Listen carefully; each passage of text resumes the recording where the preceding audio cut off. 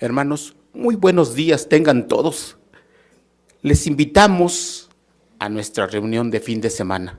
Nos da mucho gusto verlos y por ello les queremos invitar a que, si sus posibilidades les permiten, quisieran ponerse de pie para que le demos la primera alabanza en esta reunión a nuestro Creador Jehová.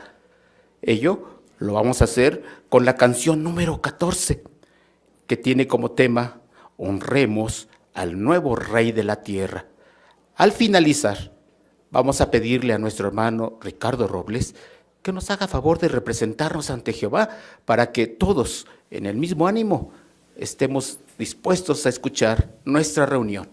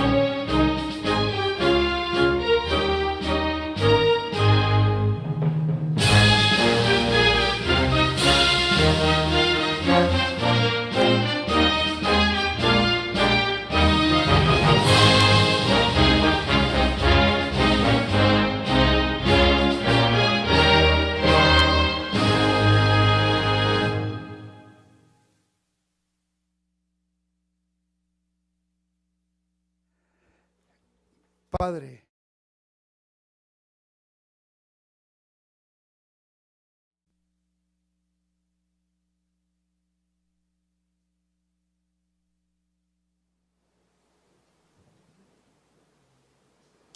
Pues hermanos, qué apropiado es el tema de la canción que acabamos de interpretarle a Jehová, porque vamos a escuchar un discurso que tiene como título ¿Quién es el único que puede gobernar bien a la humanidad?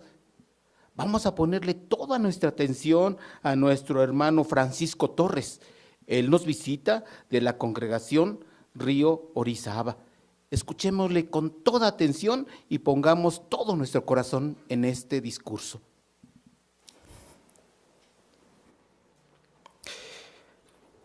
A lo largo de la historia de la humanidad, muchas personas han intentado diversos métodos a fin de poder dirigir y a fin de cuidar en algún momento de las personas. Es muy interesante notar que uno de esos aspectos o uno de esos sistemas de gobierno que se intentaron fue las denominadas monarquías. Estas intentaban, a través de una sola persona, poder dirigir adecuadamente a muchos de sus súbditos. En ciertos momentos funcionaron adecuadamente, porque quizás sus herederos continuaban con esa forma de pensar y sobre todo trataban de continuar con lo que en su momento quizás sus antepasados habían hecho a favor de sus súbditos. ¿Cuál fue el problema de esta forma de gobernar? Que en algún momento muchas personas vieron cómo podían beneficiarse personalmente de estos aspectos, logrando con ello o provocando con ello revueltas, el que muchos estuvieran descontentos con esos métodos. Otro sistema que en algún momento se implementó fue el denominado feudalismo. Este intentaba de una manera quizás parecida a la monarquía, recaer el poder en una sola persona. Quizás en su momento funcionó porque muchos de ellos realmente pudieron hacer cosas a beneficio de otras personas. Pero una vez más, ¿en dónde estaba el problema? En el hecho de que muchos de ellos en su momento empezaron a portarse de manera tiránica para con aquellas personas que estaban bajo su subordinación. Esto provocó que muchos estuvieran descontentos y que solamente unas cuantas personas se beneficiaran, mientras que los demás carecían de muchas cosas. Y podemos hablar ahora de la denominada democracia. En su momento el objetivo era que fueran las personas las que escogieran a sus gobernantes, que esas fueran las que decidieran quién podía en su momento estar capacitado para poder dirigirlos eficazmente. ¿Cuál fue el problema? Que una vez más, la avaricia, el ver lo que podían obtener al estar al frente del poder, provocó que muchos de ellos en su momento, simple y llanamente, se preocuparan más por sus intereses personales. Por eso surge una pregunta: ¿realmente los gobiernos humanos han sido capaces de satisfacer las necesidades del hombre? Fíjese muy bien en lo que dice la palabra de Dios, la Biblia. Realmente todos estos sistemas de gobierno lo único que han hecho es corroborar o hacer más evidente que nunca lo que hace mucho tiempo se escribió. Le invito a que dirija su atención a su propio ejemplar de las Escrituras y vea lo que dice Eclesiastés, el libro bíblico de Eclesiastés, capítulo 8, en su versículo número 9, y dice: todo esto he visto, y hubo un aplicar mi corazón a toda obra que se ha hecho bajo el sol. Durante el tiempo, note ahí la expresión, durante el tiempo que el hombre ha dominado al hombre para perjuicio suyo.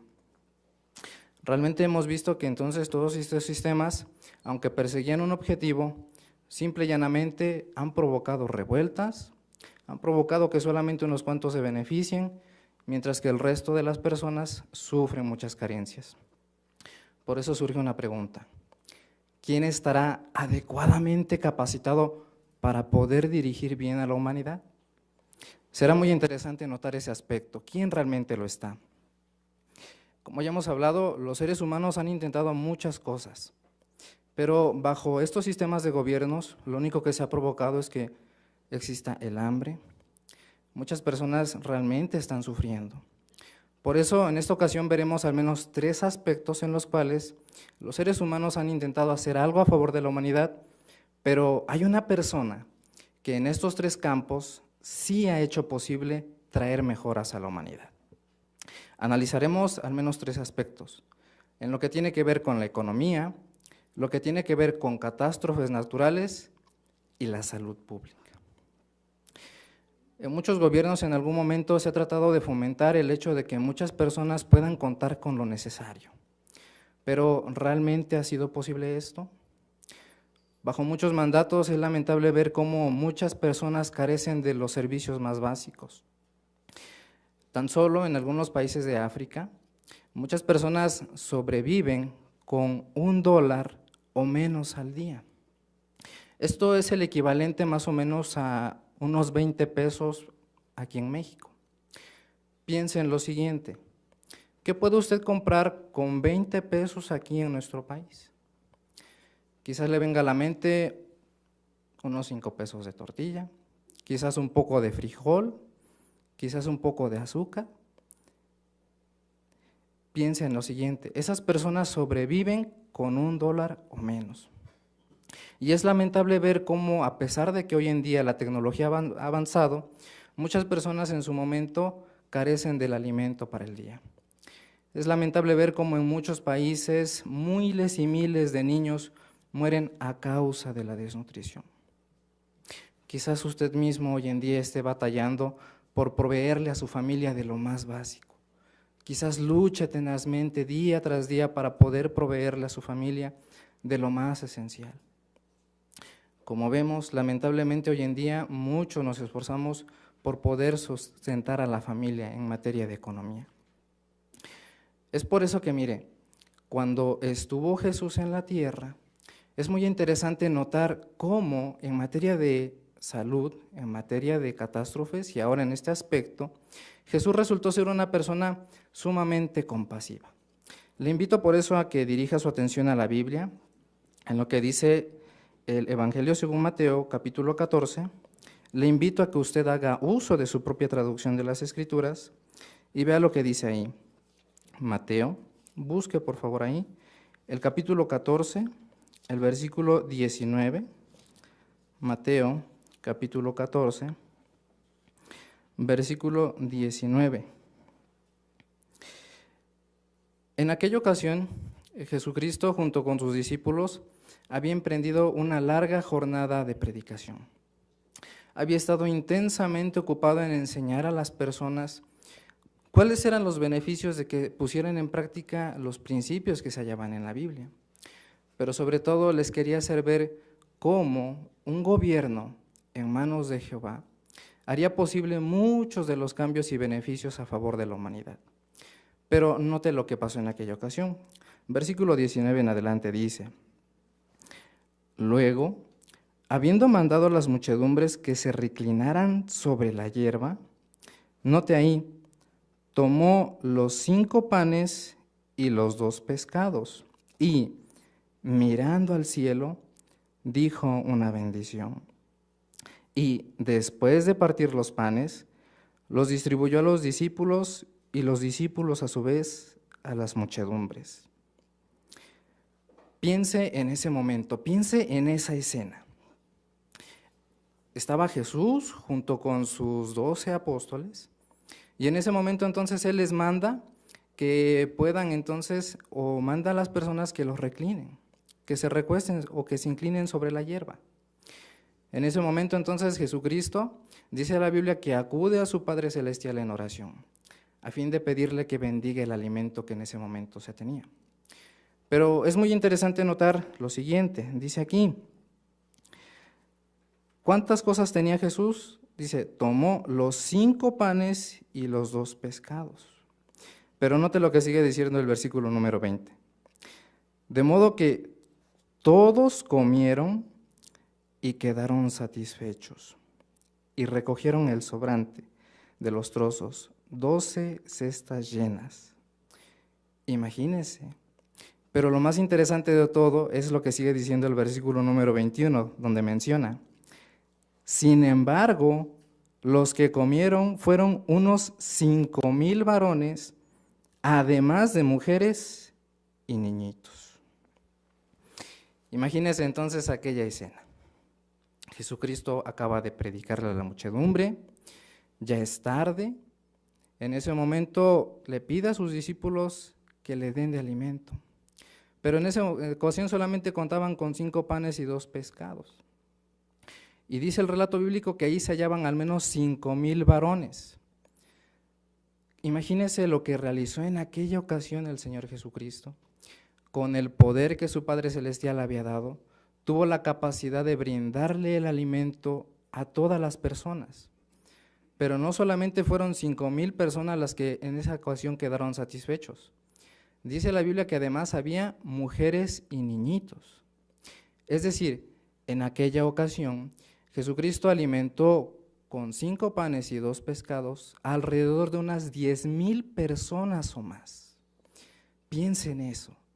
¿Qué gobernante humano ha tenido la capacidad de poder reproducir ese alimento y poder brindárselo a todos sus súbditos?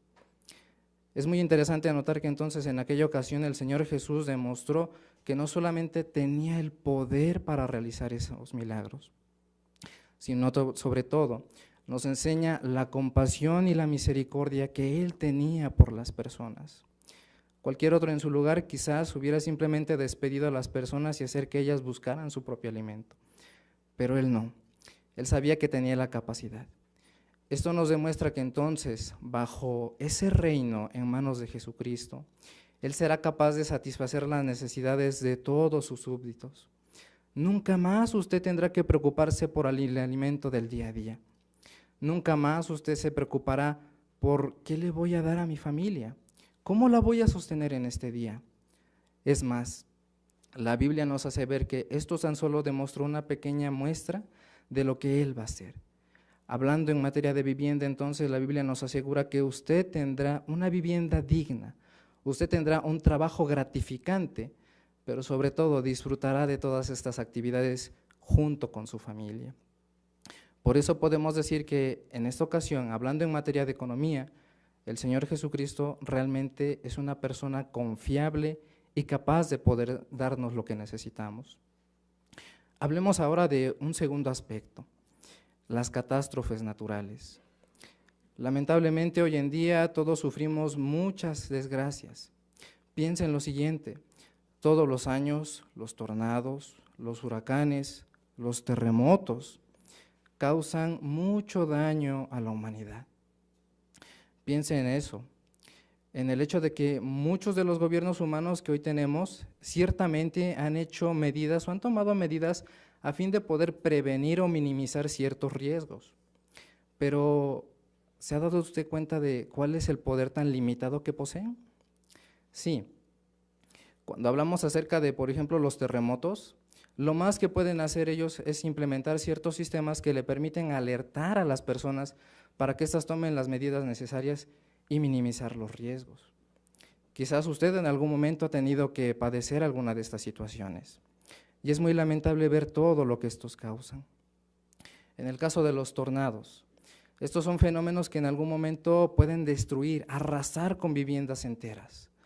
Muchas personas hoy en día lamentablemente pierden todo lo que tienen a causa de estos fenómenos naturales. ¿Qué es lo más que puede hacer el ser humano? Simplemente resguardarse, advertirle a los demás, y eso es todo.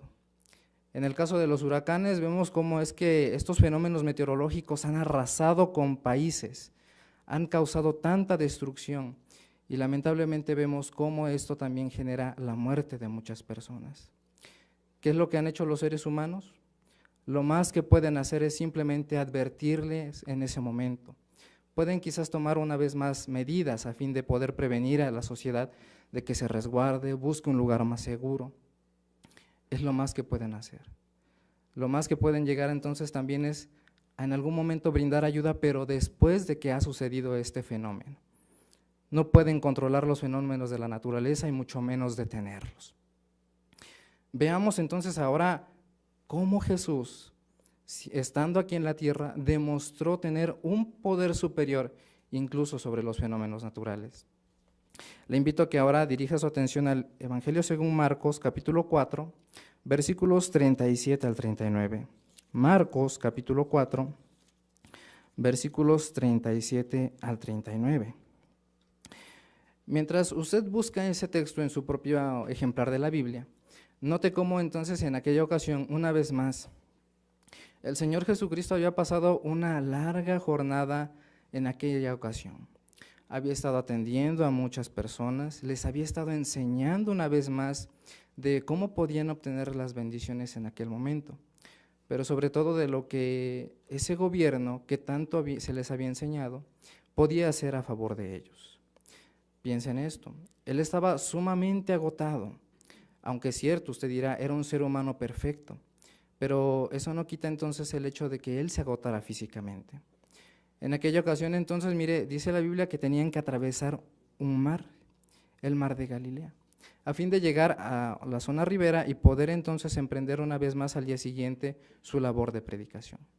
Note lo que ocurrió en aquella ocasión. Versículos 37 en adelante dice: Ahora bien, estalló una grande y violenta tempestad de viento, y las olas seguían lanzándose dentro de la barca, de modo que faltaba poco para que la barca se llenara. Imagínese la escena de aquella ocasión. El Señor Jesús está sumamente cansado. El Señor Jesucristo había pasado una larga jornada laboral predicando.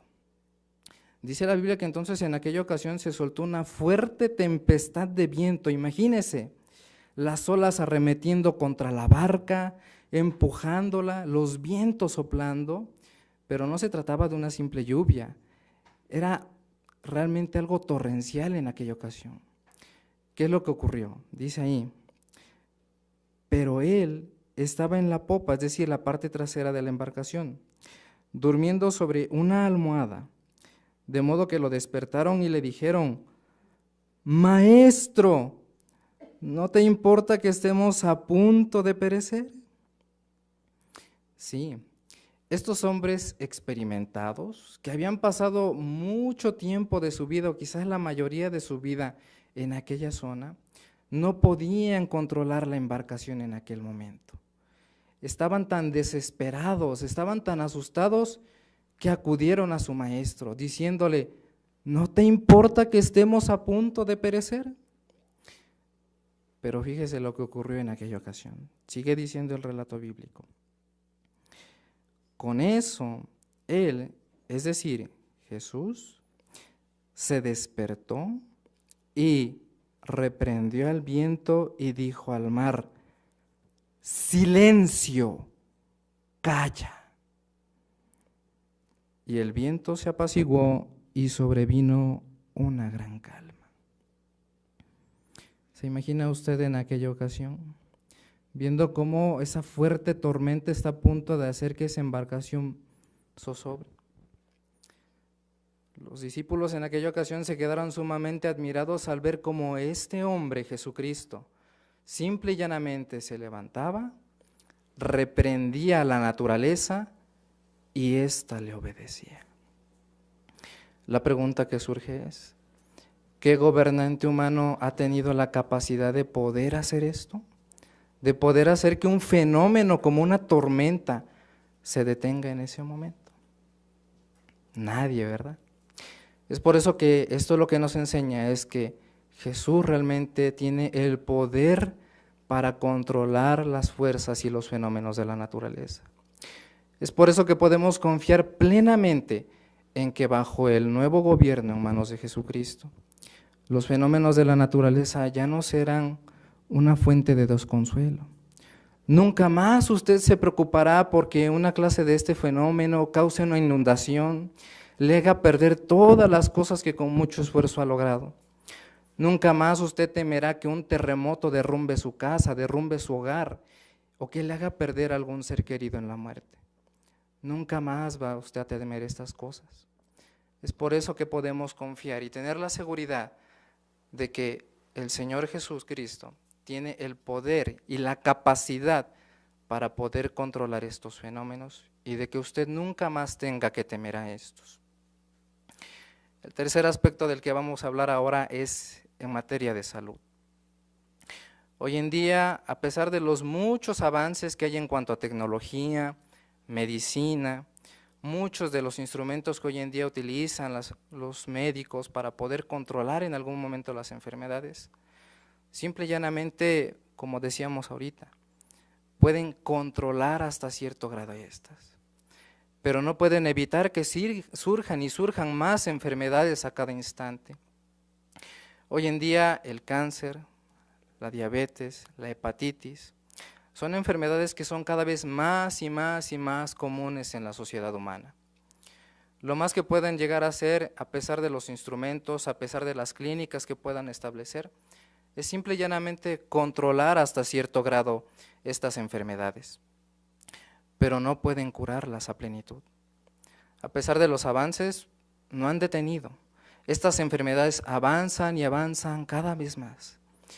Quizás usted mismo en este momento esté luchando contra una de estas enfermedades o contra otra. Quizás vea cómo su salud se va deteriorando cada vez más. Y usted lucha tenazmente entonces por poder sobrellevarla. Estas enfermedades también han hecho que lamentablemente hoy en día muchas y muchas personas pierdan algún ser querido. Tengan que ver lamentablemente cómo su salud se va deteriorando poco a poco y que irremediablemente no se pueda hacer nada. Lo más que se le puede llegar a hacer es darle una calidad de vida al final de estos. Las denominadas enfermedades terminales entonces van consumiendo poco a poco a la persona hasta hacer que ésta llegue a morir. Hablando entonces en materia de salud pública, los gobiernos humanos tratan en su momento de poder controlarla, pero no han sido capaces de obtener una cura para todas estas. ¿Qué podemos decir entonces ahora del Señor Jesucristo? Como decíamos, Él emprendió una gran campaña de predicación alrededor del año 30 de la era común. Pero en aquella ocasión, el Señor Jesucristo no solamente se limitó a controlar las fuerzas de la naturaleza, a enseñarles cómo podían sobrellevar sus dificultades y preocupaciones, sino que también hizo algo más. ¿Quiere usted, por favor, dirigir su atención a lo que dice el Evangelio según Mateo en su capítulo 15, el versículo número 30? Dirija su atención, por favor, a lo que menciona ahí, Mateo capítulo 15, versículo 30. El contexto entonces de este texto nos hace ver que el Señor Jesús recorrió muchas ciudades de aquella región denominada Galilea. En ese momento, Él una vez más, junto con sus discípulos, emprendió una gira de predicación. Pero los milagros que Él había realizado no pasaron desapercibidos para las personas de aquella época, ni de aquella zona. Es por eso que con tanta fe, y conociendo que Jesús tenía la capacidad de poder incluso controlar y alimentar a muchos, fíjense lo que llegaron a hacer las personas. Mateo capítulo 15, versículo 30 dice: entonces se le acercaron grandes muchedumbres, teniendo consigo personas que eran cojas, mancas, ciegas, mudas y muchas en otras condiciones. Y casi se las tiraron a los pies, y note la expresión, y Él las curó. Imagínense en ese momento, esa escena, llevando a las personas a un familiar ciego, a un familiar mudo, a alguien que tenía una enfermedad que hasta en ese momento era incurable. Las personas, al escuchar acerca de los milagros de Jesús, dice que prácticamente se las tiraban al suelo. En ese momento Jesucristo no las rechazó y dijo: yo no vine a eso. ¿Notó usted que entonces dice el versículo que inmediatamente Él las curó? Eso significa que entonces Jesucristo también tenía el poder de sanar, de devolverle la salud a las personas en ese mismo instante. Piensen en lo siguiente: ¿qué médico ha sido capaz de restaurarle el oído, esa capacidad auditiva a una persona? Quizás usted diga: sí, hay instrumentos que hacen que muchas personas puedan oír, pero Jesucristo lo que hizo fue devolverle esa capacidad a esa persona. Piense en esto: ¿qué médico ha sido capaz de lograr que una persona que nació sin la capacidad del habla pueda hacerlo en ese mismo instante? Nadie. Pero en aquella ocasión el Señor Jesús no tuvo ningún problema en hacerlo. Eso significa que, hablando en materia de salud, el Señor Jesucristo tiene la capacidad necesaria para que tanto usted como un servidor nunca más nos tengamos que preocupar por materia de salud. Nunca más usted sufrirá debido a ver que uno de sus familiares se deteriora poco a poco. Nunca más tendrá usted que ver cómo quizás su salud va mermando y poco a poco ésta le va restando vitalidad. Nunca más usted se preocupará por ello. Pero ¿sabe usted qué más aprendemos de este relato? La compasión y la misericordia que tenía el Señor Jesucristo. Siendo entonces Él el Hijo de Jehová, demostró en aquel momento tener las cualidades también necesarias para poder en ese momento sanar a las personas. Lo hizo porque realmente tenía o mostró mucho interés en ellas. En vista de todos estos puntos que acabamos de analizar, vemos cómo claramente el Señor Jesucristo tiene el poder, tiene la sabiduría necesaria, también es misericordioso, también es bondadoso. Y esas son cualidades que necesita la persona que quiera dirigir adecuadamente a la humanidad. Pero ¿sabe qué más entonces posee el Señor Jesucristo? No solamente posee estas cualidades, tiene el conocimiento de la naturaleza humana y Él sabe perfectamente qué es lo que más nos beneficia a nosotros. Los gobernantes, como hemos analizado, los gobernantes humanos son imperfectos, no tienen el poder, no tienen la capacidad de realizar todas estas cosas. Jesucristo sí las tiene.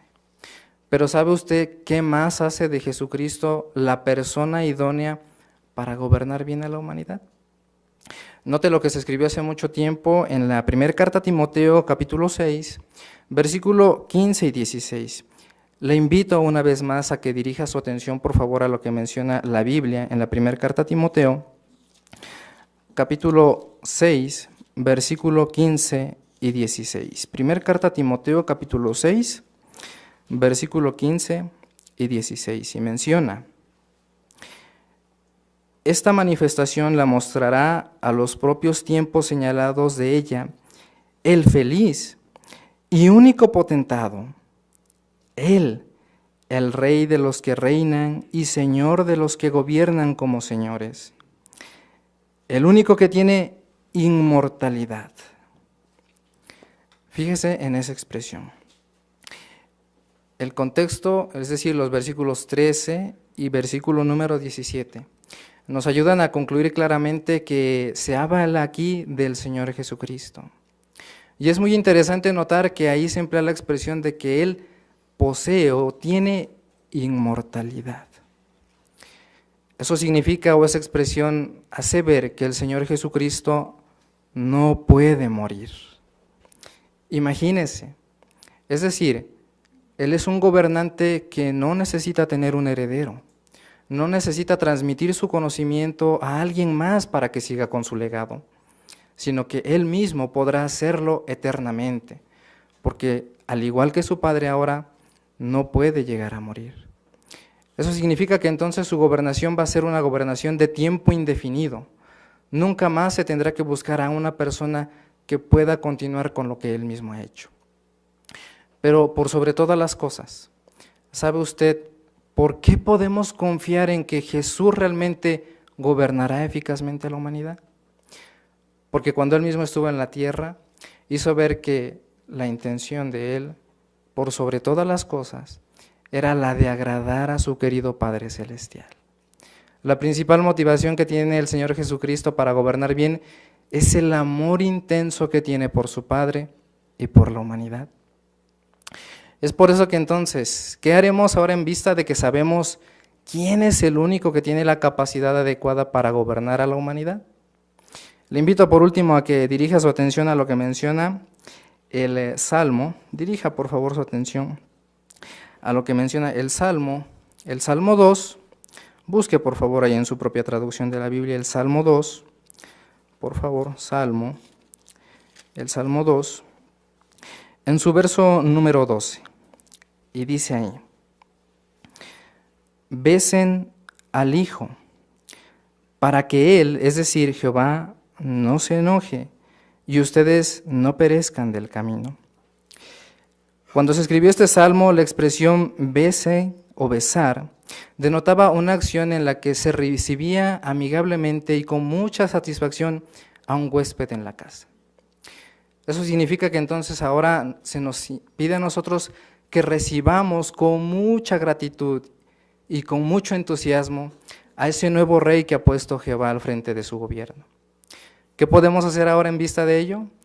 Sí, besar o recibir a Jesucristo significa darle todo nuestro apoyo, compartir con todas las demás personas lo que nosotros hemos aprendido para darle a Jehová la gloria y alabanza que tanto se merece y que sobre todas las cosas hará que usted viva en un hermoso lugar para siempre.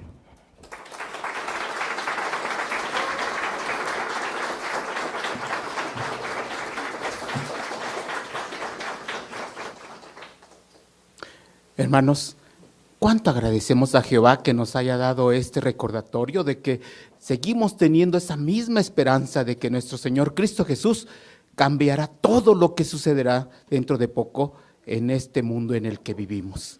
Y a nuestro hermano Francisco Torres también le agradecemos mucho la forma tan explícita y tan concreta que nos dio mediante la Biblia pruebas fehacientes de que así será.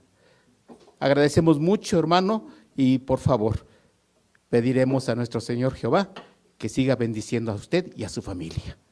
Pues, hermanos, queremos invitarlos para la próxima reunión, el próximo día sábado. Y anoten, por favorcito, el tema que vamos a tratar la próxima semana. Es: ¿quién será digno de entrar en el nuevo mundo de Dios? Vamos a seguir teniendo la fe en Jehová de que esto va a ser. Pero también les vamos a invitar, hermanos, a que podamos seguir teniendo nuestra confianza en Jehová mediante lo que es el estudio de la revista Atalaya. Este lo va a conducir nuestro hermano Jorge Aguirre y su lector será nuestro hermano Abel Luna. Escuchémosles también con toda nuestra atención.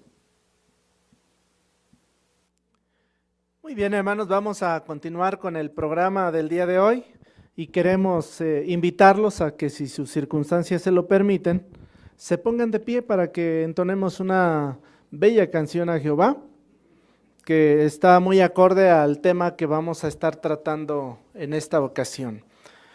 El tema de la canción que vamos a cantar es Jehová los llamará, basado en Job capítulo 14, versículos 13 al 15.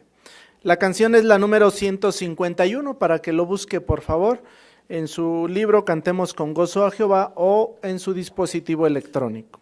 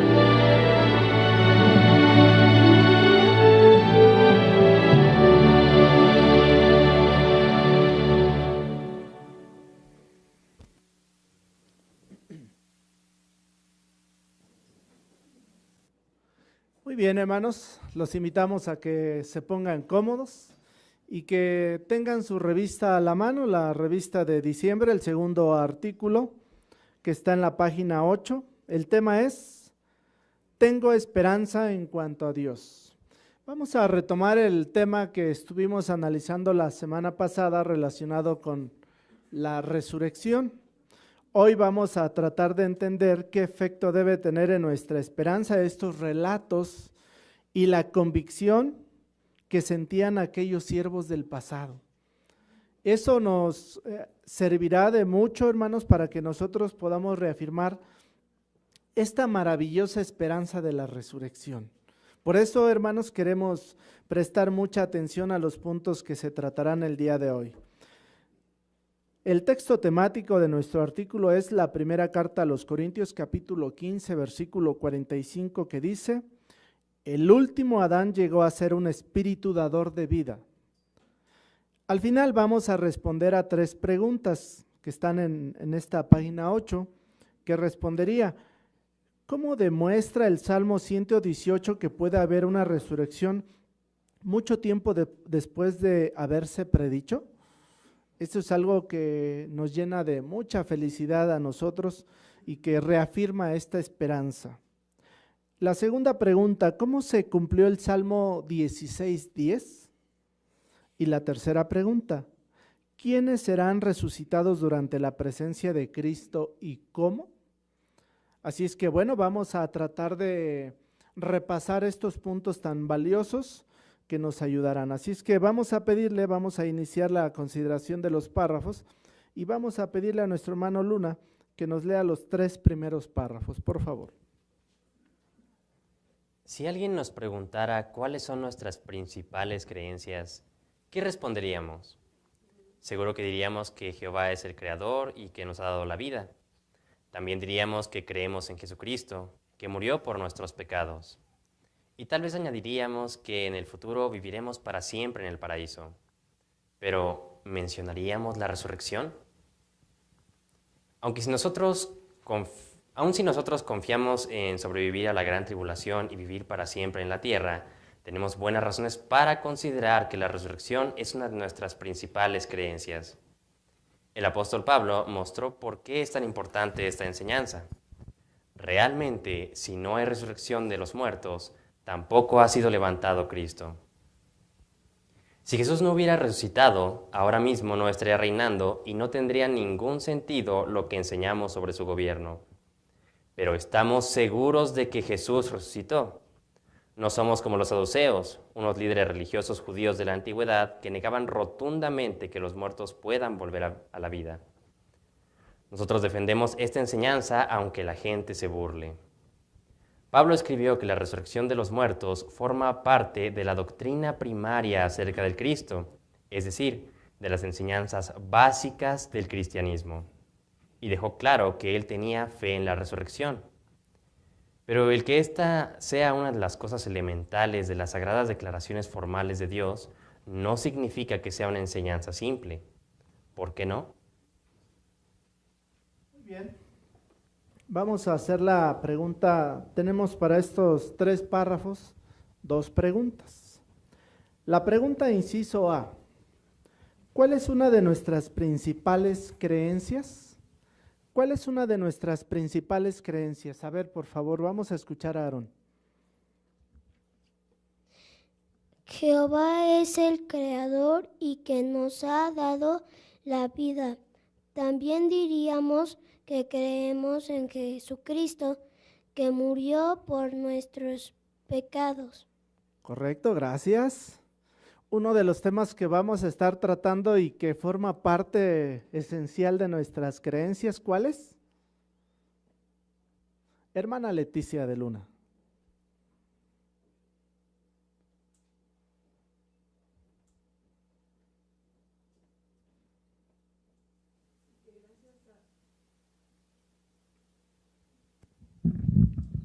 Que gracias al sacrificio de nuestro Señor Jesucristo, nosotros vamos a tener la vida eterna en el futuro, en el paraíso, y que todas las personas que han muerto volverán a vivir.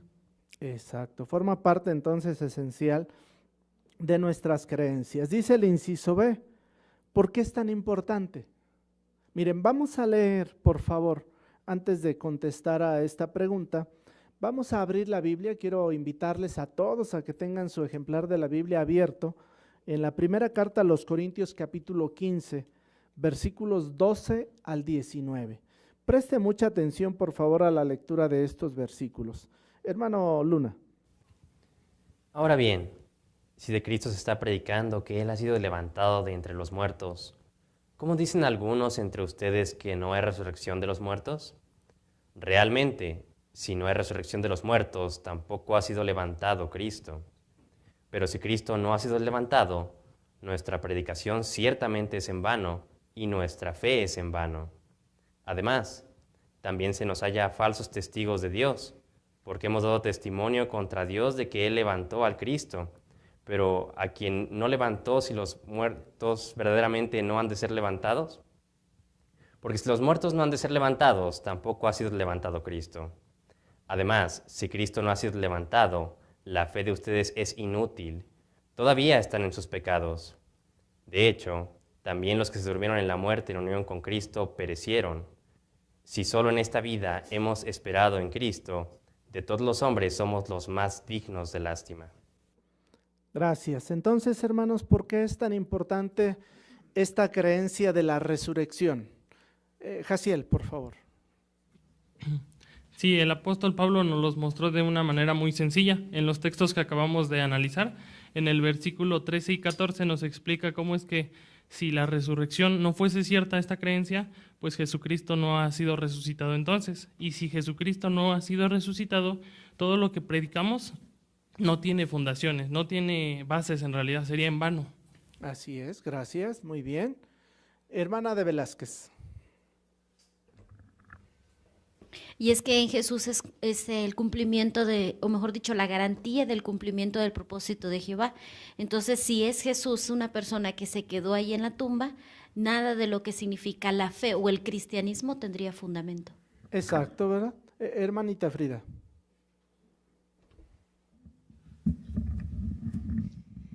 Y vemos que Pablo dejó claro que él tenía fe en la resurrección. Como vemos en la ilustración, cuando el gobernador Félix, acompañado de su esposa Drusila, que era judía, lo mandó a llamar, vemos que Pablo le habló de sus creencias con firmeza. Exactamente, como parte de las doctrinas primarias de los cristianos. Hermana de Rojas. Y es que parece que la congregación había adoptado algunos puntos de vista sobre la inmortalidad del alma. Por eso Pablo juzgó conveniente ponerlos en su sitio al darles un argumento magistral sobre la enseñanza de la resurrección. Así es, correcto, muy bien. Vamos a continuar, hermanos. Vamos a pasar, por favor, ahora al párrafo 4. Cuando comenzamos a estudiar la Biblia, leemos sobre las resurrecciones del pasado, como la de Lázaro. Aprendemos que Abraham, Job y Daniel estaban seguros de que los muertos volverán a la vida en el futuro. Pero alguien podría preguntar, ¿siguen siendo válidas las promesas sobre la resurrección, aunque hayan pasado años o incluso siglos desde que se hicieron? Además, ¿de veras indica la Biblia cuándo tendrá lugar la resurrección? Las respuestas fortalecerán nuestra fe. Por tanto, veamos lo que dicen las Santas Escrituras. Pregunta del párrafo 4. ¿Qué preguntas podrían hacerse sobre la resurrección? ¿Cuáles son algunas de las preguntas que podrían hacerse con respecto a la resurrección? Una de ellas, doña Rosita, por favor, una de esas preguntas, ayúdenos. Dice que si siguen siendo válidas las promesas sobre la resurrección, aunque hayan pasado años o incluso siglos desde que se hicieron. Así es, esa es una de ellas. Otra, por favor, Alex. ¿De veras indica la Biblia cuándo tendrá lugar la resurrección? Así es. La respuesta a estas preguntas, ¿para qué servirá? ¿Por qué nos incumbe este asunto? Estas dos interesantes preguntas. Hermana Pilar Rodríguez. Porque las respuestas fortalecerán nuestra fe y por lo tanto veamos lo que dicen las Santas Escrituras. Vamos a repasar entonces la respuesta a esas preguntas. Vamos a ver el primer subtítulo. Una resurrección predicha siglos antes de suceder. Veamos el párrafo 5. Quizá no nos cueste imaginarnos que alguien pueda resucitar poco después de morir, pero ¿es confiable la promesa de una resurrección hecha años o incluso siglos antes de suceder? ¿Podemos confiar en ella sin importar que la persona lleve muerta poco o mucho tiempo? En realidad, todos creemos en una resurrección que se produjo cientos de años después de prometerse. ¿Cuál es? ¿Y qué relación tiene con nuestra esperanza de una resurrección futura? La pregunta del párrafo 5. ¿De qué vamos a hablar primero? ¿Cuál es el asunto con el cual vamos a iniciar para poder comprender esta cuestión? Hermana de Bolaños. De lo que vamos a hablar, hermano, es ciertamente de la resurrección. Vamos a ver cuál es y en qué relación tiene con nuestra esperanza. Así es, gracias. Así es que, hermano Robles. Y algo que es muy importante, qué confiable es todo lo que se ha analizado para que nuestra confianza esté más fuerte. Exactamente, ¿verdad? Hermano Cano. Y si es confiable la promesa, aunque se haya hecho muchos años o haya pasado mucho tiempo, porque uno pudiera pensar, está la profecía, está la promesa, pero ¿verdaderamente se cumplirá a pesar de que haya pasado tanto tiempo? Exactamente, ¿verdad? Entonces vamos ahora, hermanos, a tratar de comprender este primer punto. Vamos a ver el párrafo 6. Encontramos una referencia a esa resurrección en el Salmo 118, que tal vez escribió David. Ese salmo dice en parte, ¡ay, pues, Jehová, salva, sí, por favor! Bendito sea aquel que viene en el nombre de Jehová. Es probable que recordemos que las personas que vieron entrar a Jesús en Jerusalén el 9 de Nisán, poco antes de su muerte, citaron esta profecía sobre el Mesías. Pero, ¿por qué decimos que este salmo habla de una resurrección que ocurriría muchos años después? Fijémonos que también dice que la piedra que los edificadores rechazaron ha llegado a ser cabeza del ángulo, o sea, la principal piedra angular. Pregunta del párrafo 6. ¿Cómo se cumplió en Jesús el Salmo 118? ¿Cómo se cumplió en Jesús este salmo? Vaya, hay datos interesantes en este párrafo que merecen mucho nuestra atención. A ver, por favor, vamos a escuchar a Leo. Los edificadores son equivalentes a los fariseos que rechazaron a Jesús diciendo que estaba loco, que decía tonterías y que iba a salir de la tumba. Gracias. Hermana de López. Sí, ahí en el Salmo 118 claramente dice, ay Jehová, salva, por favor, bendito sea aquel que viene en el nombre de Jehová. Y el cumplimiento fue en el 9 del Nisán, cuando Jesucristo entró en un ponillo, y ahí se ve cómo la gente gritaba, salva, rogamos al Hijo de David, y también ahí se ve cómo le dan esa salvación o esa bendición a Jesucristo. Gracias. Perdón, hermana Torres. Gracias. Muy bien, entonces ese aspecto, hermanos, merece mucho nuestra atención. Hermana Alma, por favor. Entonces vemos dos cumplimientos. Uno, que se le reconoció como el Salvador, que venía de parte de Jehová, por parte de Jerusalén de las naciones cuando entró con el pollino. Y el segundo, que iba a ser rechazado, como dice Salmo 118, 22, como la piedra angular. Más adelante se van a dar más detalles. Exactamente, ¿verdad? Entonces es interesante ver que aquí la cabeza del ángulo significó o que sería levantado a la gloria espiritual para vivir en el cielo, que es muy importante que comprendamos esta cuestión. Bueno, vamos a seguir, hermanos, vamos a pasar ahora al siguiente párrafo. Vamos al párrafo 7, por favor. Los edificadores que rechazaron a Jesús, el Mesías, fueron los gobernantes judíos. No solo le dieron la espalda o se negaron a aceptar que era el Cristo, Muchos judíos incluso exigieron su muerte, así que fueron responsables de su asesinato. Pregunta del párrafo 7. ¿Qué le hicieron los judíos a Jesús? Citlali.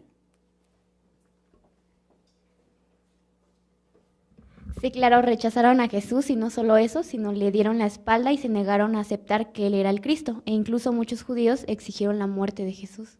Exactamente. ¿Qué podríamos comentar respecto a la ilustración que viene en la página 11 y que corresponde a este párrafo 7?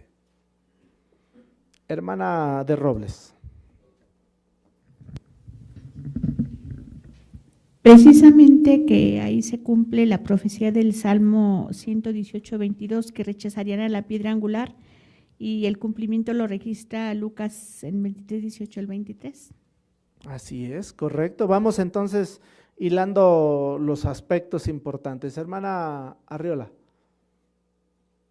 Sí, en Lucas 23:23 precisamente lo que estaban haciendo, gritando a voces que le dieran muerte. De esta manera están rechazando, inclusive se hacen responsables de la muerte de Jesucristo. Así es, correcto, muy bien. Vamos a continuar, vamos al párrafo siguiente, el párrafo 8. Si a Jesús lo rechazaron y lo asesinaron, ¿cómo podía llegar a ser la cabeza del ángulo? Solo si era resucitado.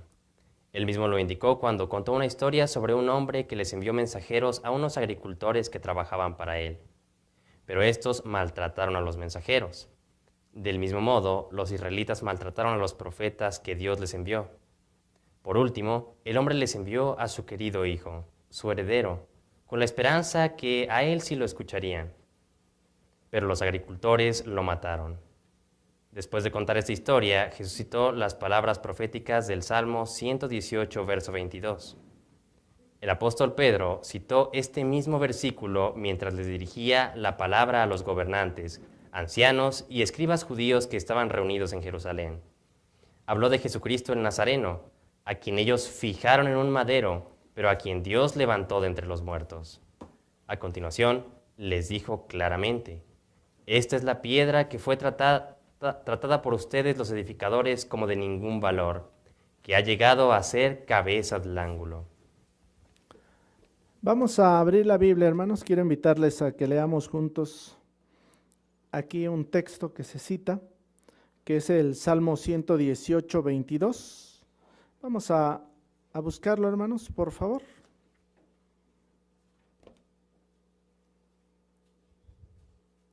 Hermana Araceli, por favor. La piedra que los edificadores rechazaron ha llegado a ser cabeza del ángulo. Muy bien. Ahora entonces, en base a esto, ¿cómo podría llegar a ser Jesús la cabeza del ángulo? ¿Cómo se cumplirían estas palabras? Hermana de Villaseñor. Solamente se cumplirían si Él resucitaba, porque Él dio un ejemplo de estos agricultores que trabajaban y que se les envió ayuda más de una vez y ellos simplemente la rechazaban, tal como dice el Salmo, que estos edificadores terminaron haciendo lo mismo con Jesús y resultó en su misma muerte. Pero lo interesante aquí es que, por ejemplo, en el Salmo 118, 23 dice que se predijo que éste vino a ser parte de Jehová mismo. Es decir, que entonces Jehová, al hacer de él la cabeza, la piedra, la cabeza del ángulo, implicaba que, a diferencia de estas personas que lo rechazaron y lo terminaron matando, Jehová lo ensalzaría a Jesucristo a su posición de rey nombrado, dando así entonces, pero esto no pudo haber pasado si él no hubiera resucitado. Exactamente. Hermano Reinaldo Luna. También el apóstol Pedro citó este versículo, ahí cuando estaban reunidos los gobernantes, ancianos y escribas judíos, y le citó precisamente eso, de que esta era la piedra que ellos habían tratado de poco valor y que llegaría a ser la cabeza del ángulo. Así es, muy bien. Hermana Decano. Sí, hermano, así es que podemos ver que el que los edificadores rechazaran la piedra resultó en la muerte de Cristo. pero el que ésta se convirtiera en la cabeza del ángulo significó que sería levantado en gloria espiritual para vivir en el cielo. Así como en un edificio el punto de culminación es una piedra, en este caso Jesucristo se aplicó esa profecía porque sin duda le quedaba a él como una persona resucitada con vida espiritual. Exactamente, el cumplimiento claro, ¿verdad?, de esa profecía. Muy bien, vamos a seguir, hermanos, vamos ahora al siguiente párrafo, párrafo 9. Como hemos visto en el Salmo 118, verso 22, se predijo que habría una resurrección siglos antes de suceder. El Mesías sería rechazado y asesinado, pero volvería a la vida y llegaría a ser la cabeza del ángulo.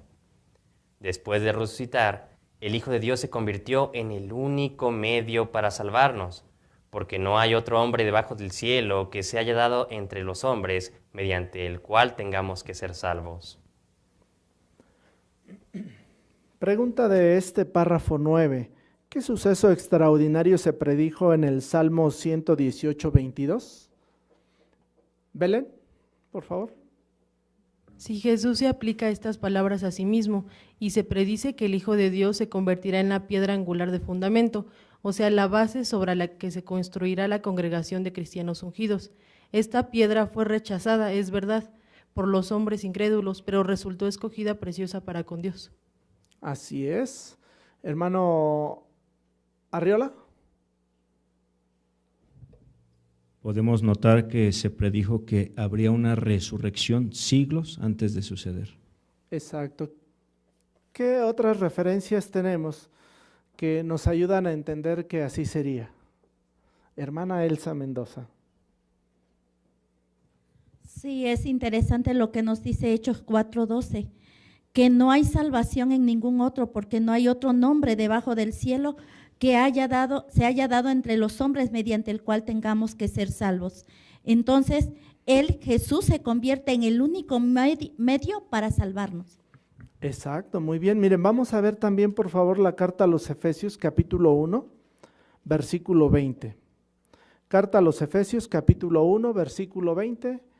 Hermana Antonieta, por favor. Con la cual ha operado en el caso de Cristo cuando lo levantó de entre los muertos y lo sentó a su diestra en los lugares celestiales. ¿Qué afirmación entonces hizo ahí el apóstol Pablo? Hermano Bolaños. Sí, la afirmación fehaciente de que solamente mediante la resurrección de Cristo Jesús, entonces la humanidad no está sentenciada a desaparecer de la tierra, porque solamente mediante ese solo nombre, Cristo Jesús, hay esperanza de resurrección.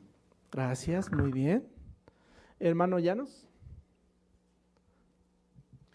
Sí, está dando prueba fehaciente de que fue levantado nuestros, lo que conocemos como una resurrección, pero esa resurrección es celestial, lo que implica que va a tener otros cumplimientos adicionales que ya veremos más adelante. Muy bien, correcto, muy bien. Hermano Cano. ¿Por qué es un suceso extraordinario? Porque a diferencia en el artículo anterior que vimos que hubo una resurrección de algunos siervos de Dios o algunas personas, fue en el momento. Aquí es extraordinario porque se predijo con muchos años de antelación y se cumplió precisamente nuestro Señor Jesucristo. Así es, muchas gracias. Vamos a continuar analizando estos aspectos interesantes. Vamos ahora a ir al párrafo siguiente. Veamos, antes ahí se me está pasando la ilustración que nos ayuda a ver también, ¿verdad?, aspectos que merece nuestra atención en la segunda ilustración de la página 11. Hermano Francisco. Dicha ilustración entonces nos ayuda a comprender que al Señor Jesucristo, cuando fue rechazado entonces por los edificadores, es porque se había hecho esa profecía. Sin embargo, mediante su resurrección y a la hora de comprender que Él vive en los cielos, posee la inmortalidad, es decir, no puede morir, y que ha sido levantado como entonces aquel rey o aquel heredero de Jehová, nos hace pensar que la resurrección entonces es un fundamento sólido para nosotros en tener la esperanza de que todas las promesas que hallamos en la Biblia se harán realidad gracias a ese sacrificio de Jesús. Exacto, ¿verdad? Llega a ser esa piedra de ángulo que es como un fundamento para esta creencia que tenemos. Vamos ahora sí a pasar al párrafo siguiente, párrafo 10. Analicemos otro versículo que predijo una resurrección. Se escribió con más de 1000 años de antelación. Este hecho fortalecerá nuestra confianza en que puede haber una resurrección mucho después de predecirse o prometerse. El Salmo 16, que se atribuye a David, dice: No dejarás mi alma en el Seol, no permitirás que el que te es leal vea el hoyo. Estas palabras no quieren decir que David nunca moriría o que no iría al Seol, o sea, al lugar simbólico en el que descansan los muertos. La palabra de Dios dice con claridad que David envejeció, murió y fue enterrado en la ciudad de David con sus antepasados. Entonces, ¿de quién hablaba el Salmo 16, verso 10? Tenemos dos preguntas para este párrafo 10, el inciso A. ¿Qué predijo el Salmo 16, 10? ¿Qué fue lo que predijo ese salmo? Hermana de Gil. Sí, este salmo con más de 1000 años de antelación predijo: no dejarás mi alma en el Seol, no permitirás que el que te es leal vea el hoyo.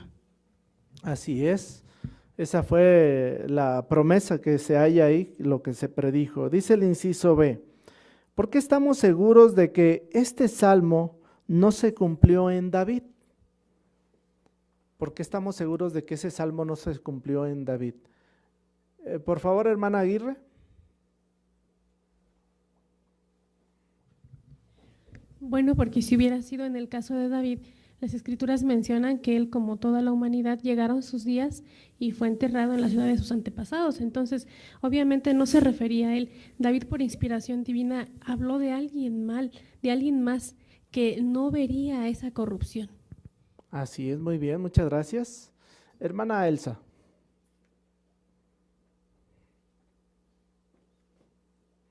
Sí, entonces en conformidad con esta profecía de Salmos 16:10, vemos que Jehová no permitió que el cuerpo de Jesús se corrompiera, sino que más bien hizo que su Hijo amado resucitara milagrosamente como espíritu, como nos los dice 1 de Pedro 3:18. Muy bien, correcto. Vamos entonces también entendiendo estos detalles que nos explica el artículo. Vamos a pasar al siguiente párrafo. Vamos al párrafo 11. Más de 1000 años después de que David escribiera estas palabras, el apóstol Pedro reveló a quién se referían.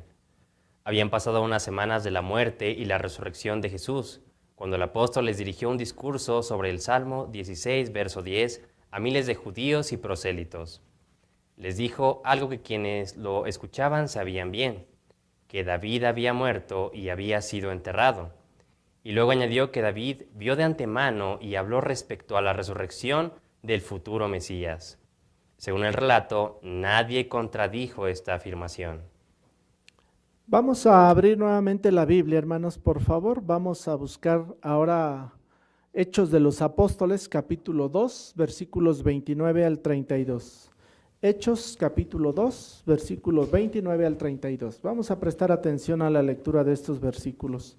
Hermano Luna. Varones, hermanos, es permisible hablarles con franqueza de expresión respecto al cabeza de familia David, que falleció y también fue sepultado, y su tumba está entre nosotros hasta este día. Por lo tanto, porque era profeta y sabía que Dios le había jurado con juramento que sentaría a uno del fruto de sus lomos sobre su trono, vio de antemano y habló respecto a la resurrección del Cristo, que ni fue abandonado en el Hades, ni su carne vio corrupción. A este Jesús lo resucitó Dios, del cual hecho todos nosotros somos testigos. Muy bien, dice la pregunta de este párrafo. ¿Cuándo explicó Pedro el Salmo 16:10? ¿Cuándo lo explicó?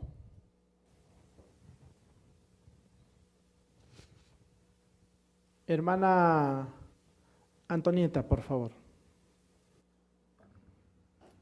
Sí, fue a unas semanas de la muerte y resurrección de nuestro Señor Jesucristo y lo hace ante miles de judíos y prosélitos. Es ahí cuando el apóstol Pedro les hace saber que esta cita era aplicable a nuestro Señor Jesucristo, quien ya había resucitado y ahora sería un futuro Mesías.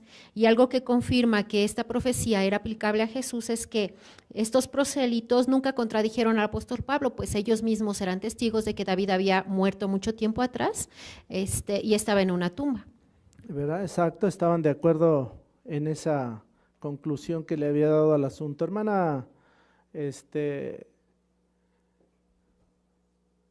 de Villaseñor, por favor.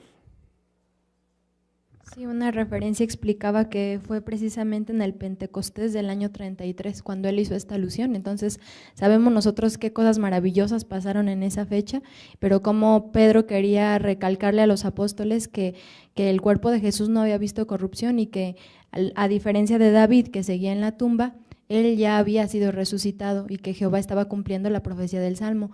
Pero entonces hizo referencia tanto al griego, a la palabra Hades, que es el equivalente del término griego. Entonces no importa en qué condición o cómo haya muerto una persona, ellos sí están a espera de resurrección, pero ese no es el caso de Jesucristo.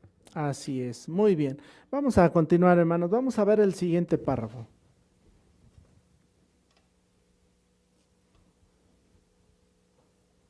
Para subrayar lo que estaba diciendo, Pedro citó las palabras de David en el Salmo 110, verso 1. Su razonamiento basado en las Escrituras convenció a la multitud de que Jesús era Señor y también Cristo. Todos reconocieron que el Salmo 16, verso 10, se cumplió cuando Jesús fue resucitado. Tiempo después, el apóstol Pablo también usó este claro razonamiento al hablar a unos judíos de la ciudad de Antioquía de Pisidia. Estos se quedaron tan impresionados que le pidieron que les explicara más cosas. Este argumento también debe convencernos a nosotros de que esas profecías bíblicas sobre una resurrección futura eran confiables, aunque habían pasado cientos de años desde que se dieron. Muy bien, vamos nuevamente a la Biblia. Vamos a continuar el relato que se cita ahí en Hechos, capítulo 2. Ahora vamos a leer los versículos 33 al 36. Por favor, hermano Luna. Por eso, debido a que fue ensalzado a la diestra de Dios y recibió del Padre el Espíritu Santo prometido, Él ha derramado esto que ustedes ven y oyen. De hecho, David no ascendió a los cielos, sino que él mismo dice, Jehová dijo a mi Señor, siéntate a mi diestra hasta que coloque a tus enemigos como banquillo para tus pies. Por lo tanto, sepa con certeza toda la casa de Israel que Dios lo hizo Señor y también Cristo, a este Jesús a quien ustedes fijaron en un madero. Tenemos dos preguntas para este párrafo 12 que estamos analizando. El inciso A, ¿de qué modo se cumplió el Salmo 16:10? Y acabamos de leer esos versículos que nos ayudan a comprender esta cuestión. ¿Qué podríamos decir al respecto? ¿De qué modo se cumplió el Salmo 16:10? Hermano Leonardo Llanos. Sí, es muy claro lo que el apóstol Pedro explica con un razonamiento basado en las Escrituras, precisamente en el Salmo 111, en donde convence la multitud al explicar que Jesús es el Señor y el Cristo, y todos así lo reconocen en cuanto a que se cumple la resurrección, precisamente para tomar una posición diferente a la de cualquiera. Entonces, esto nos da confianza de que Pedro se está basando en las Escrituras para explicarlo. Exacto, es un detalle muy interesante. Hermano Torres. Sí, es que en aquella ocasión fue muy interesante que el apóstol Pedro dijera en el versículo 34, de hecho, David no ascendió a los cielos. Y esto es porque sabemos que más adelante el apóstol Pablo tuvo que razonar sobre este aspecto, porque muchas personas basaban sus creencias en la filosofía romana y griega acerca de la inmortalidad del alma. El hecho de que entonces aquí Pedro explicara claramente que David murió como hombre y que en esta ocasión se aplica al Señor Jesucristo sobre el hecho de que vivió pero fue resucitado, les hizo tener entonces un fundamento sólido para pensar en que es posible una resurrección futura. Así es, muy bien. Correcto. Vamos nuevamente a las Escrituras para dar respuesta al inciso B, Hechos de los Apóstoles, capítulo 13. Vamos a abrir nuevamente la Biblia, capítulo 13. Y ahora vamos a leer los versículos 32 al 37 y luego el 42. Por favor, hermano Luna. De modo que nosotros estamos declarándoles las buenas nuevas acerca de la promesa hecha a los antepasados, que Dios la ha cumplido enteramente para con nosotros, los hijos de ellos, al haber resucitado a Jesús, así como está escrito en el Salmo 2. Tú eres mi hijo, este día he llegado a ser tu padre. Y ese hecho de que lo resucitó de entre los muertos, destinado a nunca más volver a la corrupción, lo ha declarado de esta manera: les daré las bondades amorosas para con David, que son fieles. Por eso también dice en otro salmo: no permitirás que el que te es leal vea corrupción. Porque David, por una parte, sirvió según la voluntad expresa de Dios en su propia generación, y se durmió en la muerte, y fue puesto con sus antepasados, y sí vio corrupción. Por otra parte, aquel a quien Dios levantó no vio corrupción. Versículo 42. Ahora bien, cuando ellos iban saliendo, la gente se puso a suplicar que se le hablara de estos asuntos el sábado siguiente. Muy bien, pues estos versículos nos reafirman aún más, ¿verdad?, esta maravillosa esperanza. Dice el inciso B: ¿qué confirma este cumplimiento sobre la promesa de la resurrección? ¿Qué confirma estas palabras, hermano Israel Villaseñor? Sí, al igual como en el siglo I esto quedó demostrado, que va a haber una resurrección. En el caso de nosotros no hay por qué dudar, es decir, tiene que convencernos esta clase de situaciones y las cosas que se han cumplido en Jesucristo como una certeza de que en el futuro efectivamente la resurrección es una realidad y tenemos que contemplarla como cualquier otra promesa que Jehová nos ha hecho. Así es, muchas gracias. Hermana Decano. Y también nos hace ver que el tiempo para Jehová no es una limitante. Aunque hayan pasado mucho tiempo después de que la persona murió, Jehová puede volverla a resucitar. En el caso de nuestro Señor Jesucristo, según lo que dice la carta a Hechos, podemos ver que Él no vería la corrupción, es decir, su cuerpo no se descomponería como lo es un cuerpo humano, sino tendría un cuerpo espiritual, y eso nos confirma que para Jehová todo es posible. Así es. ¿Cabría duda entonces en quién era el cumplimiento de esta profecía? ¿En David? ¿En el Hijo de Jehová Jesucristo? ¿Cómo ven? Hermano Robles.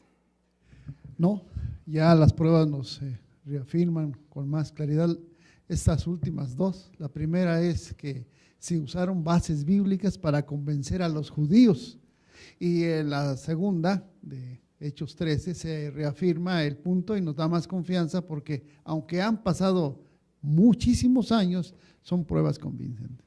Así es, fíjese, queda entonces bastante claro. ¿Cómo ve usted? Hermano Víctor.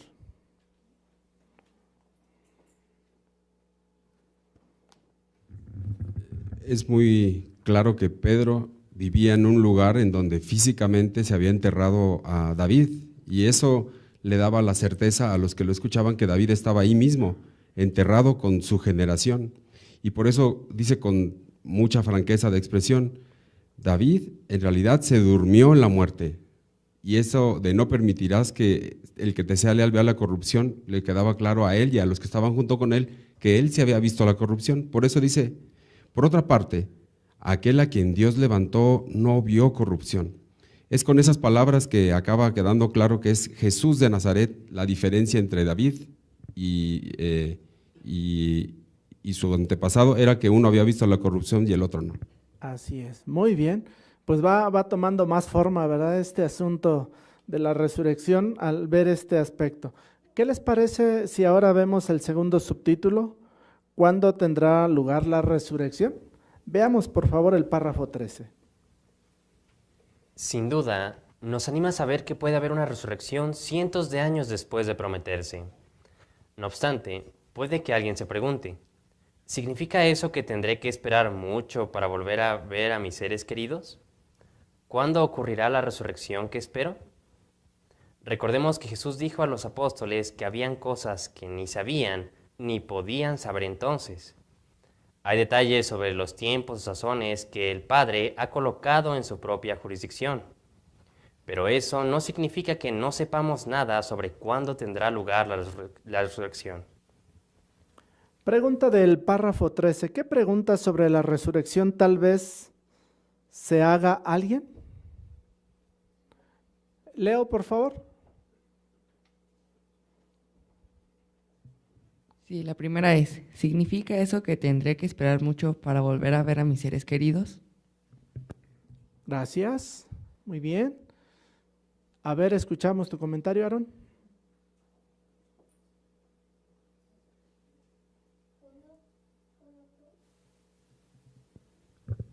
¿Cuándo ocurrirá la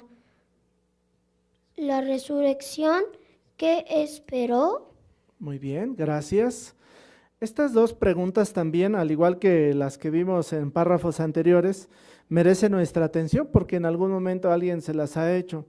Ahora, vamos a ver por favor el siguiente párrafo y vamos a ir viendo la respuesta a ellas. Recordar las resurrecciones que predice la Biblia nos ayudará a entender esto. Desde luego, la resurrección más importante es la de Jesús. Si no fuera por ella, ninguno de nosotros tendría esperanzas de volver a ver a sus seres queridos. Las personas que resucitaron antes que Él, como por ejemplo en tiempos de Elías y Eliseo, no vivieron para siempre. Volvieron a morir. Sus cuerpos fueron enterrados y se convirtieron en polvo. En cambio, Jesús ha sido levantado de entre los muertos y ya no muere, porque la muerte ya no es amo sobre Él. Vive en el cielo para siempre jamás. ¿Qué diferencia hay entre la resurrección de Jesús y la que hubo antes? Por favor, Serafín.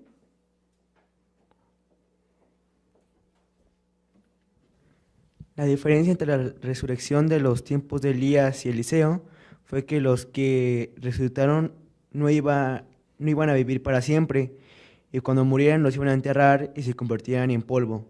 Y la muerte de Jesús fue diferente. Él murió y fue resucitado, como dice Romanos 6:9, que Jesús ha resucitado y ya no tendría más muerte, y la muerte ya no es amo sobre él. Gracias, muy bien, buen punto. Hermano Gil.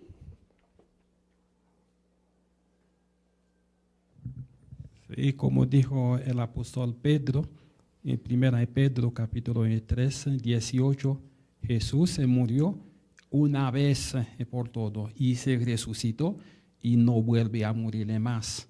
Pero las personas que murieron antes de él, que algunos hicieron la resurrección, ellos vuelven a morir de nuevo. Pero todavía ellos están en polvo esperando una resurrección futura. En diferencia de Jesús, Jesús ya no va a morir más y vive para siempre jamás. Muy bien, muchas gracias. A ver, Leo, por favor, escuchamos tu comentario. Otra diferencia de la resurrección de Jesús y otras resurrecciones es que de ellas fue de una persona muerta a una persona viva, y de Jesús fue de una persona muerta a una criatura celestial. Ándale, muy buen punto, ¿verdad? Correcto. Vamos a continuar, hermanos. Vamos a pasar, por favor, ahora al párrafo 15. Jesús resucitó para vivir como ser espiritual en el cielo. Su resurrección fue la primera de este tipo y la más importante, pero no la única. Él prometió a sus apóstoles fieles que irían al cielo para gobernar con Él. Ahora bien, para recibir esta recompensa, primero tendrían que morir y luego, igual que Jesús, ser resucitados con un cuerpo espiritual. Pablo explicó algo parecido. Escribió: Cristo ha sido levantado de entre los muertos, las primicias de los que se han dormido en la muerte. Luego indicó que, aparte de Jesús, otros serían resucitados para vivir en el cielo. Dijo, cada uno en su propia categoría. Cristo las primicias, después los que pertenecen al Cristo durante su presencia. Párrafo 15, la pregunta, ¿por qué se le llama a Jesús las primicias? ¿Por qué se le llama a Jesús las primicias? Hermana Mesa. Vemos cómo la palabra primicia es utilizada para hacer referencia a primeras partes, punto de partida o principio. Y eso fue lo que fue Jesús. Fue el punto de partida para que después de él resucitaran más personas con él en el cielo para reinar junto con él. Exacto, muy bien, buen punto. Hermana Leonor. Y también ahí vemos que Jesús en esa resurrección recibió inmortalidad e incorrupción. Y él entonces pasó a ser la persona en los cielos, después de Jehová, en su posición más alta en el universo. Así es, correcto. Belén, por favor. Sí, algo interesante es que Jesucristo resucitará un 16 de Nisan, día en que se ofrecía a Jehová las primicias de la cosecha. Por eso a Jesús se le llamaba las primicias, porque prefiguraba a Jesucristo resucitado, pues él fue el primero en ser levantado de entre los muertos, y de este modo Jesús abrió el camino para liberar a la humanidad del pecado y la muerte. Excelente, muy bien, buenos y muy valiosos puntos. Hermano Gonzalo.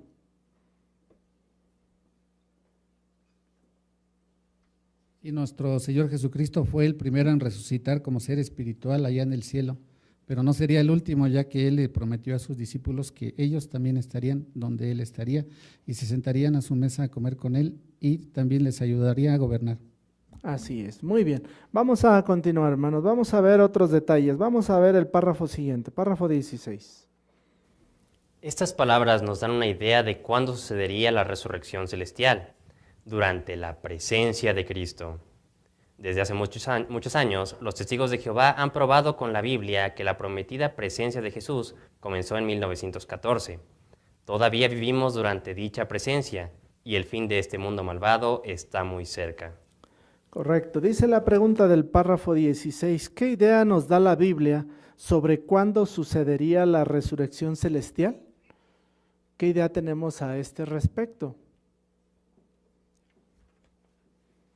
Hermana Araceli, por favor.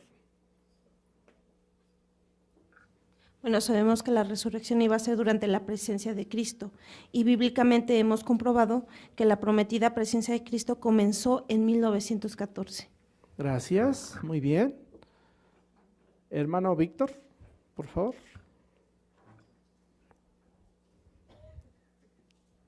Y si la presencia de Jesús comenzó en 1914, somos testigos de que la resurrección en el cielo ya comenzó. Así es, muy bien. Vamos a ver otros datos interesantes respecto a esta misma resurrección. Vamos a ver los párrafos 17 y 18. La Biblia da más detalles sobre la resurrección en el cielo. Dice, no queremos que estén en ignorancia respecto a los que están durmiendo en la muerte, porque si nuestra fe es que Jesús murió y volvió a levantarse, así también a los que se han dormido en la muerte mediante Jesús, Dios los traerá con él. Entonces indica, nosotros los vivientes que sobrevivamos hasta la presencia del Señor, no precederemos de ninguna manera a los que se han dormido en la muerte, porque el Señor mismo descenderá del cielo con una llamada imperativa. Luego explica, y los que están muertos en unión con Cristo se levantarán primero.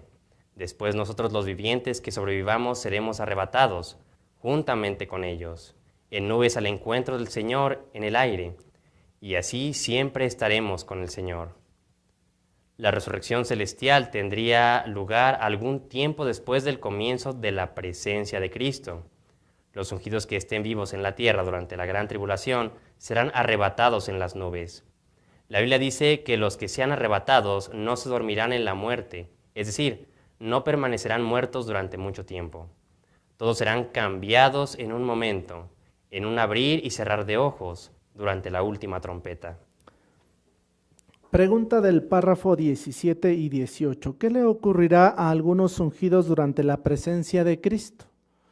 ¿Qué le ocurrirá a algunos ungidos durante la presencia de Cristo? Hermana Aguirre, por favor.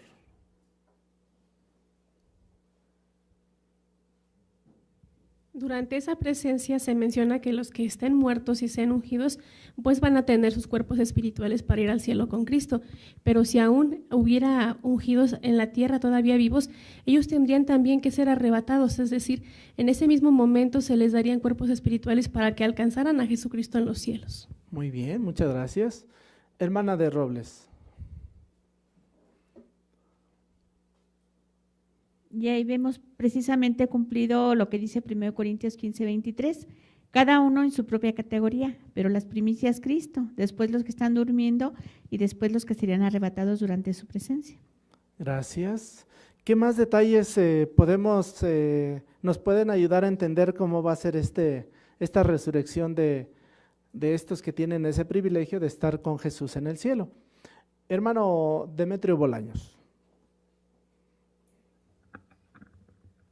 Sí, hermano, si analizamos lo que dice Mateo 24, versículo 31, en el que dice que Cristo Jesús enviará a sus ángeles y de los 4 extremos de la tierra, los ángeles con voz como de trompeta llamarán a todos los ungidos. Entonces, esto quiere decir que en un abrir y cerrar de ojos, esos, los que estén vivos cuando llegue el momento apropiado, serán llevados al cielo. Así es, ¿verdad? Entonces, podemos llegar a esa conclusión, cómo va a ser esta resurrección. Vamos a pasar, por favor, al párrafo 19. La mayoría de los cristianos fieles de hoy día no son ungidos ni han sido llamados para gobernar con Cristo en los cielos. Esperan el fin de este mundo malvado durante el día de Jehová. Nadie puede saber cuándo llegará el fin, pero todo indica que está cerca. Después habrá una resurrección diferente. Millones de personas resucitarán y vivirán en el paraíso en la tierra. Tendrán la esperanza de ser perfectos y no volver a morir jamás. Será sin duda una resurrección mejor que la de quienes resucitaron en el pasado, pero volvieron a morir. La pregunta de este párrafo 19, ¿qué resurrección mejor habrá en el futuro? Hermana Julia. Millones de personas que van a resucitar y a vivir en el paraíso no van a morir nuevamente como cuando en el tiempo de Jesús resucitó, llegaron a morir esas personas. Pero ahora en este tiempo cuando se resucite, por eso se dice que será una resurrección mejor porque no volverán a morir. Exacto, muy bien. Hermano Rojas. Sí, primera carta a los Tesalonicenses 5:1-3 nos anima a que estemos en expectación debido a que, como sabemos, va a llegar como un ladrón. Solamente Jehová sabe el día y la hora. Por ello ahí se nos anima a que tengamos esa esperanza bien cimentada a fin de que nos sigamos esforzando para poder disfrutar de esas condiciones tan magníficas. Así es. Y fíjese, podemos tener entonces parte de esta resurrección mejor, porque como bien se ha dicho, pues ya no vamos a volver a morir, jamás seremos perfectos. Párrafo siguiente, párrafo 20. La Biblia dice que en el cielo resucitará cada uno en su propia categoría, es decir, siguiendo su orden debido. Por lo tanto, podemos confiar en que la resurrección en la tierra también seguirá un orden. Esto podría hacernos preguntar, ¿cuándo resucitarán los que murieron en nuestros días? ¿Será poco después de comenzar el reinado de 1000 años de Cristo para que lo reciban sus familiares y amigos? ¿Y los hombres fieles del pasado que fueron buenos líderes estarán entre los primeros resucitados para ayudar a organizar a los siervos de Dios? ¿Y qué es las personas que no sirvieron a Jehová? ¿Cuándo y dónde volverán a la vida? Hay muchas cosas que podríamos preguntar, pero ahora mismo no es necesario preocuparse por este tipo de asuntos. Es mejor esperar y ver. Sin duda, será emocionante ser testigos de cómo actúa Jehová. Pregunta del párrafo 20. ¿Por qué podemos confiar en que la resurrección venidera ocurrirá de manera ordenada? ¿Por qué podemos confiar en ello? Hermana Esther Plata. Sí, porque como lo aprendimos en el cielo, se hizo conforme a su categoría. Primero Jesús, después sus ungidos. Entonces, de eso nos da seguridad que igualmente aquí en la tierra se va a seguir un orden. Así es, correcto, hermano Gil.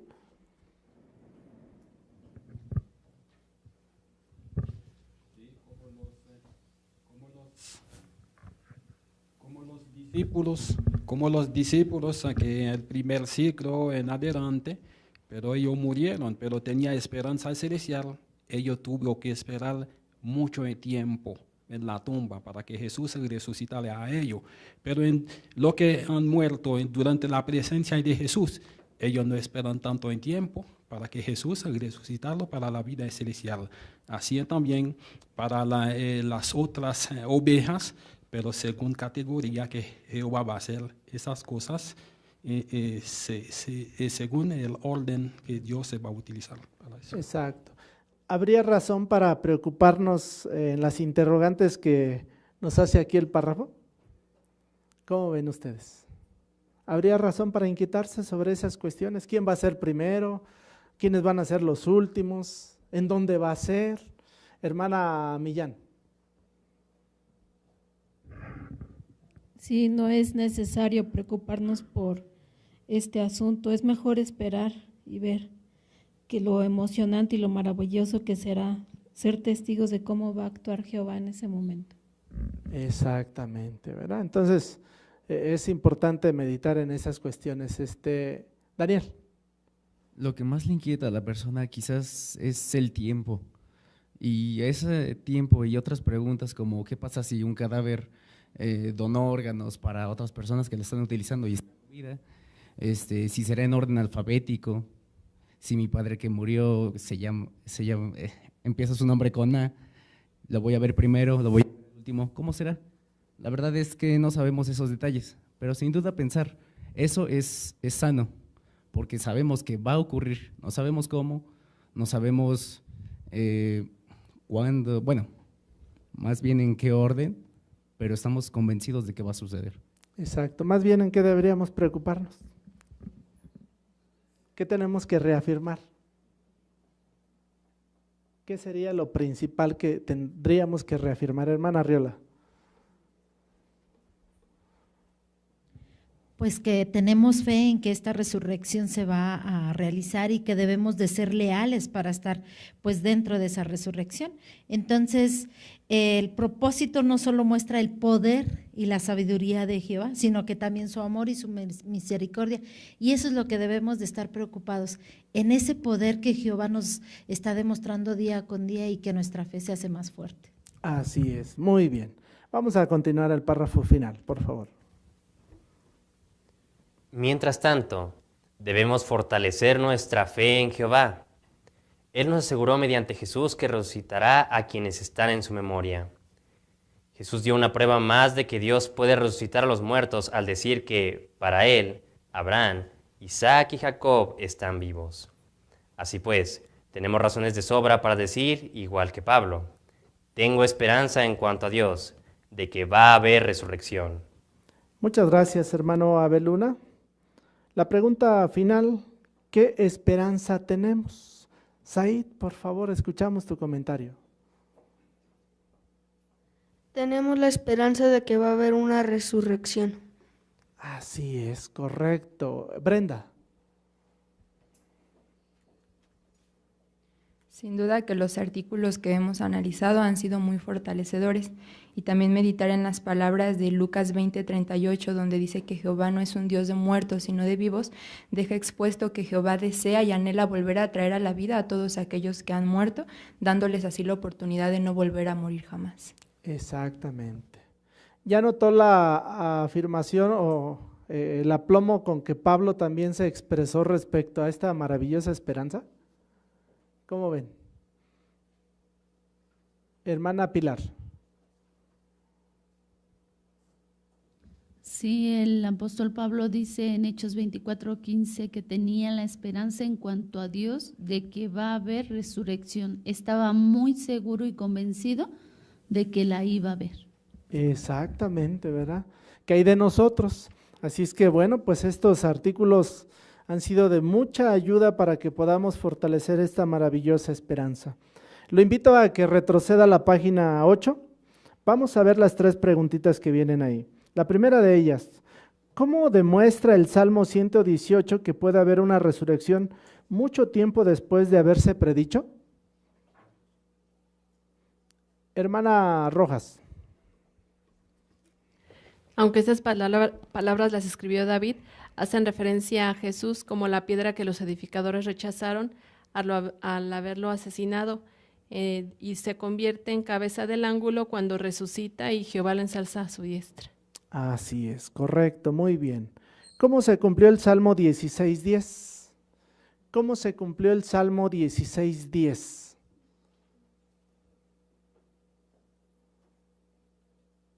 Hermana Mesa, por favor. Se cumplió cuando Jesús fue resucitado y cuando los discípulos se dieron cuenta de que el pasaje no hacía referencia al rey David, sino más bien a Jesús. Gracias, correcto, muy bien. Última pregunta, ¿quiénes serían resucitados durante la presencia de Cristo y cómo? Hermano Villaseñor. Sí, pues como vimos, los cristianos ungidos que tienen la esperanza de reinar junto con Jesucristo en los cielos son aquellos que fueron resucitados o empezaron a ser resucitados a partir de 1914, cuando Jesucristo fue coronado como rey y entonces empezó la presencia del Hijo de Dios. Como tal, a partir de ese momento hasta la fecha, aquellos cristianos que siguen muriendo, que tienen esa esperanza, ascienden de inmediato al cielo con un cuerpo espiritual. Exacto, ¿verdad? Y lo explicaba ahí que era como un abrir y cerrar de ojos. Muy bien, hermanos, pues apreciamos mucho sus valiosos comentarios. Estos detalles que hemos aprendido tanto la semana pasada como hoy deben de contribuir a esta maravillosa esperanza que tenemos de la resurrección.